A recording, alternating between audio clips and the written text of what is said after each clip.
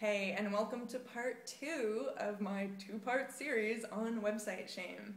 So last week I talked a little bit about website shame and how it holds solopreneurs like myself back from being awesome in their business. And I shared 2 tips of what to focus on if you don't have the budget to pimp out your website just yet.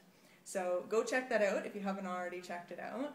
And this week, what I want to tell you is why you don't need to worry too much about fancy design and branding when you're getting your website up for the very first time. The reason is because, and I know that this is going to resonate with a lot of you, you don't actually know what exactly you want your brand to look like. You don't actually know exactly what your tribe, what your people ultimately are going to want from you. The only way that you know that is by actually doing what you do over time, connecting with those people and getting feedback.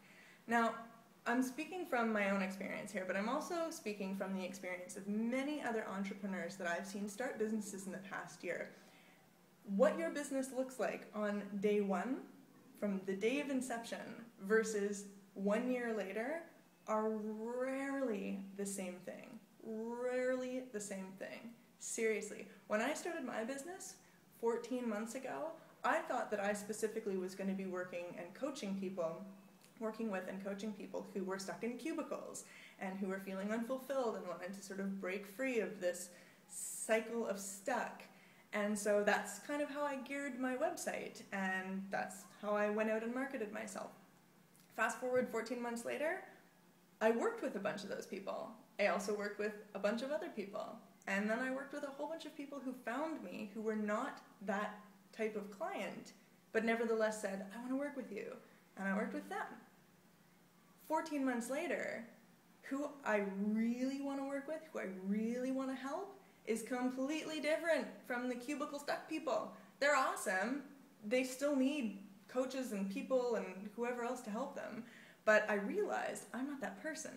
So had I spent tons of money branding myself in that way in the beginning, literally 3 months later, I would have realized, wait a second, no, this isn't actually what I want to be doing.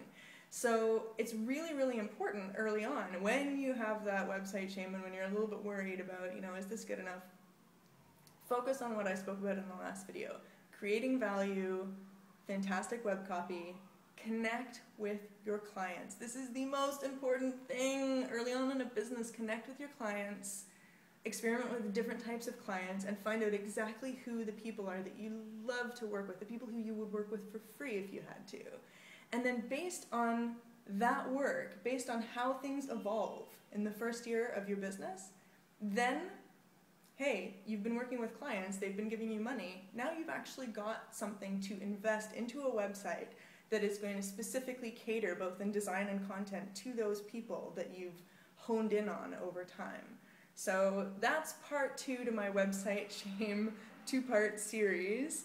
Start with fantastic web copy, start with providing tons of value, and then the third piece, as I've outlined today, is just connect with who you think your ideal client is and go from there. Be open, because that first year of business, again, is going to really give you the direction that you need to kind of take things visually, take things from a branding perspective to the next level and help you get really, really clear on where you're going to go in the long run.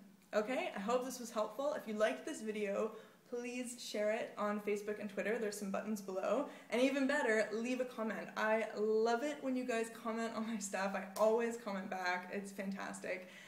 Or go over to my Facebook page as well, where I love to have conversations with people like you. And I post photos of llamas that look like celebrities. So it's always good for a laugh. All right, take it easy, and we'll see you next week.